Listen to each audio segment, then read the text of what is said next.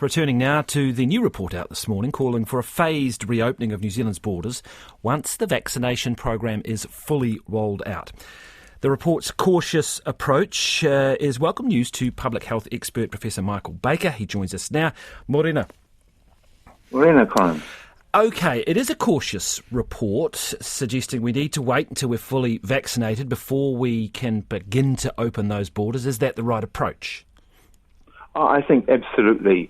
I mean, all of the evidence we have is that the elimination approach has performed very well compared with the rest of the world, both in terms of protecting public health and also protecting our economy. And in addition, it's allowed normal life to return more in New Zealand than in other countries across the globe. What is a fully rolled out vaccination program? Well, I think the main requirement is this high vaccine coverage. The report didn't set no target, which I think is reasonable because it's as high as possible, and that's because we know from the modelling that even with 100% coverage, which we won't achieve, there's still potential for the more infectious variants to spread, and that's because no vaccine is 100% effective at stopping transmission.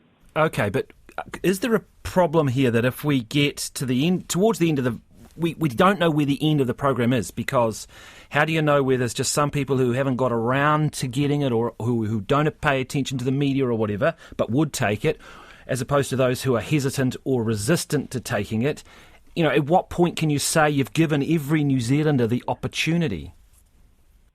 Yeah, look, I think that exact point is hard to define, because what is giving every New Zealander the opportunity? I think it will be a sensible compromise that when we get to the stage where you're running mass clinics, vaccine is readily available and people are no longer turning up, and the evidence is that you've got high coverage, hopefully the late 80s, maybe even above 90% coverage.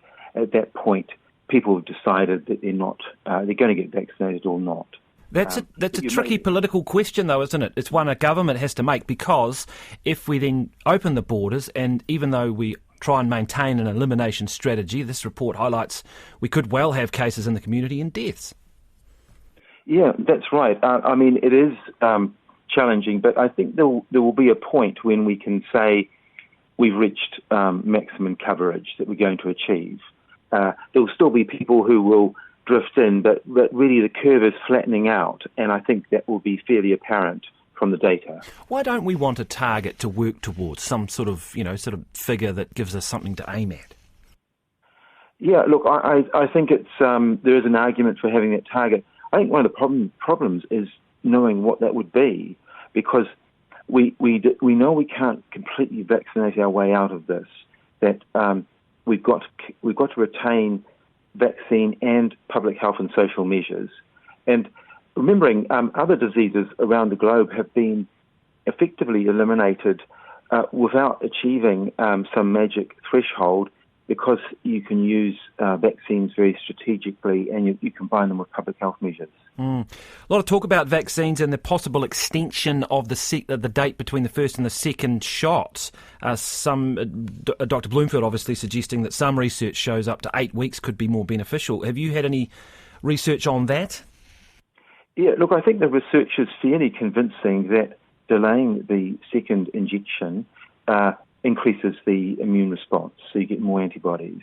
And this is one of the advantages New Zealand has, is that because we don't have, at this stage, circulating virus, we don't have that incredible urgency to get 2 doses into everyone as fast as possible. We can delay that second dose. And the evidence is probably around 8 weeks or 10 weeks might be that optimal interval. Do we know how much better it is if you wait longer?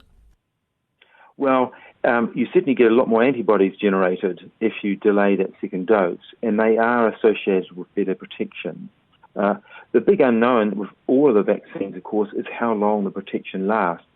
And this is entirely understandable, because we've only been dealing with this virus, and we've only had vaccines now widely used for 6 months or so. So this is something that will emerge over time.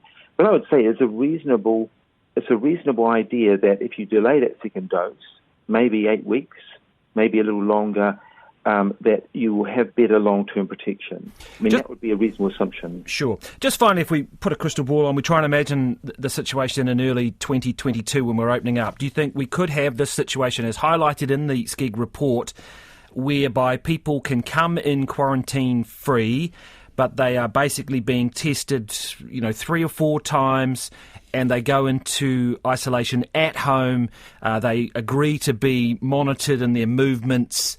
That could be the scenario? Oh, absolutely.